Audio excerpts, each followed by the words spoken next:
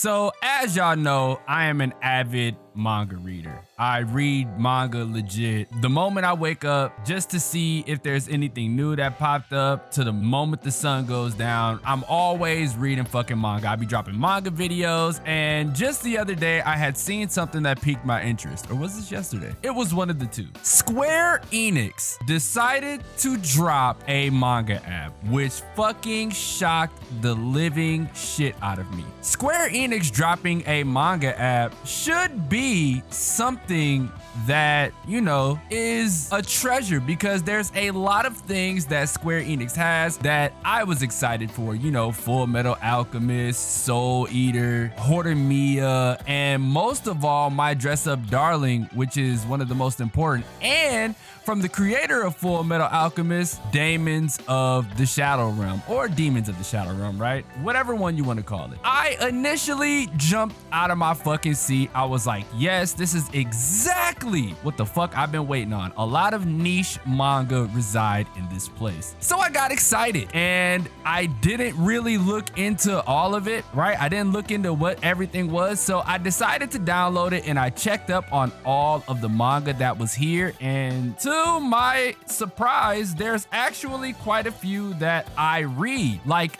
diligently. So we'll look at the rankings. For other, you have My Dress Up Darling, which is one that I read for sure. I read it all the time. Kakegurui, of course.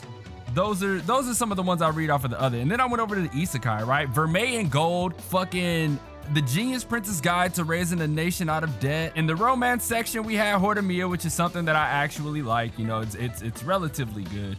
And then fantasy, this is where a lot of the really tough shit lies, right? This is where all that good shit is. You got Full Metal Alchemist, Soul Eater, Demons of the Shadow Realm, The Case Study of Vanitas, Toilet Bound Hanako-kun, Goblin Slayer, which is something that I genuinely enjoy. I don't read the manga yet because I'm waiting on the newest season to drop, so we'll save that for later.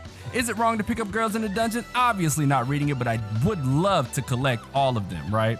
Just had to make sure. And like countless others, you know what I mean? But that wasn't what made this app trash.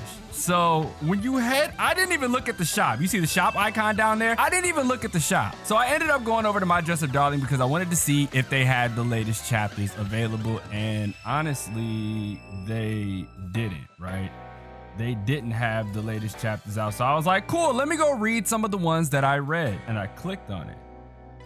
And do you see that up the use items and read? It cost XP to read. Now, you may find that a bit strange, right? You may think, oh man, you know, that can't be that bad. Brothers, listen to me here. I headed over to shop and I looked at this shit. So it costs money to read. Now listen. That's cool, right? That's cool. But when you look at how much you're only able to read today, you get 30 of the XP, right? 30 XP. So you're essentially able to read like 8 chapters of something a day. Now, I am also somebody who binge reads and stuff like that from time to time. And when I tell you, I think this was a mistake. This is why it sucks. So say somebody wants to catch up on something. You mean to tell me for somebody to catch all the way up to My Dress Up Darling, they're gonna have to pay for every single other chapter other than the first 4, which is insane to me. Now, like I said, there's a lot of niche stuff on here and I truly respect that. But to be honest, if you guys really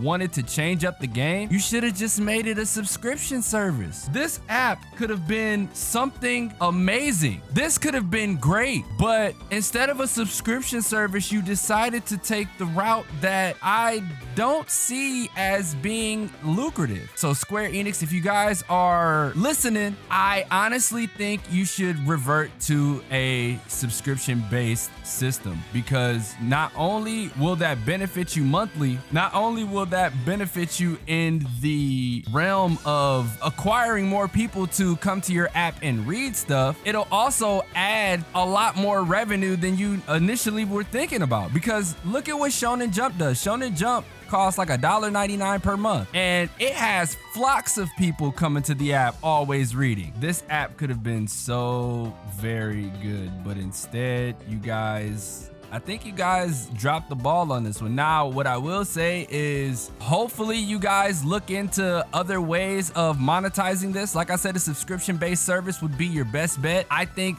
that is what will make you guys the most money and actually be the most beneficial to you all around. But I'm sorry to say, this app so far is not the best that you could possibly do. I think you guys can do better, and I hope you guys do better, because this is not the way.